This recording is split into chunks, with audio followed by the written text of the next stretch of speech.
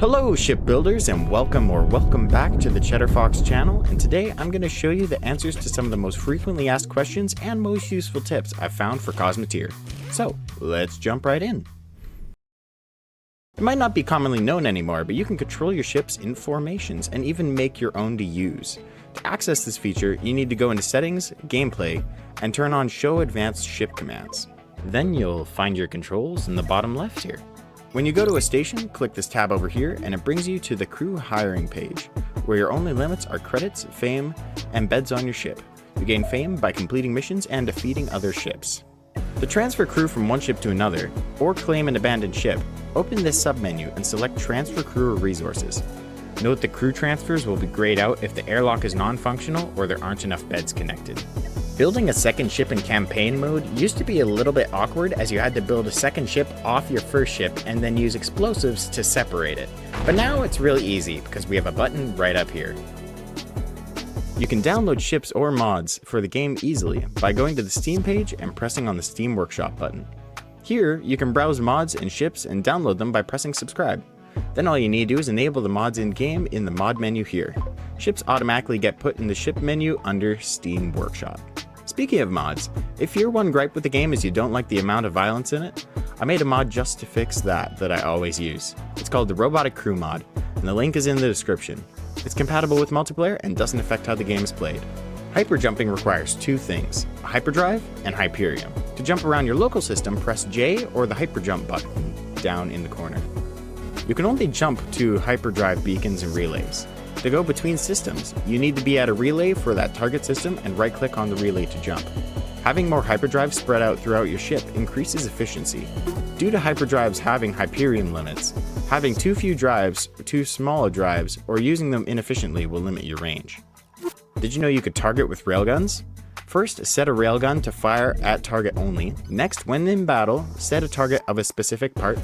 And lastly, rotate your ship back and forth while in the battle to swing the aim over the target repeatedly. This allows the railguns to be targeted by using your whole ship to aim. This is called rail fanning, and these types of ships are called rail fans. How do you build a good ship? Now, obviously, in a video like this, I can't do a deep dive on how to make a good ship. I myself am not really great at it, but I will touch on some of the most important parts. 1. Have enough power for your devices. 2. Keep routes quick between resources and resource-hungry things, especially for power. 3. Have enough crew. 4.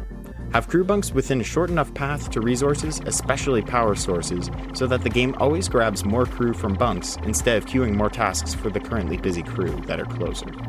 5. Use crew management to allow for your operators to have their beds further away or prioritize certain tasks. 6. Keep explosive parts and important parts like your cockpit far away from risk. The hard part is balancing between this and keeping resources near the respective weapons, but you'll get the hang of it. 7. Crew walk past each other slowly, and also walk more slowly in rooms, so use corridors and moving walkways to speed up your crew, and don't restrict them to too few paths. 8. Keep fire extinguishers near explosives and or near where shots will land. 9. In most cases, it's better to have most of your ammunition stored as sulfur, and have a factory to manufacture ammunition live during battles. As excluding the space the factory itself takes, you can store 5 times more per storage slot this way, with only a small hit on crew and power resources. And 10, this one I kinda did myself for a long time. Don't be afraid to use weapons that require ammunition, as they make up for it in extra power.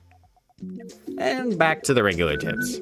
To change missile type, select the missile launcher. By default, to select parts, hold Control and click, then press here and change it to whatever type you want.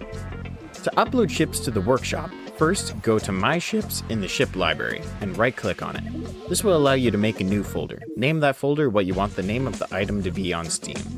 Next, save your ship or ships that you want to include into the folder. Lastly, right-click on the folder and select Upload to the Steam Workshop.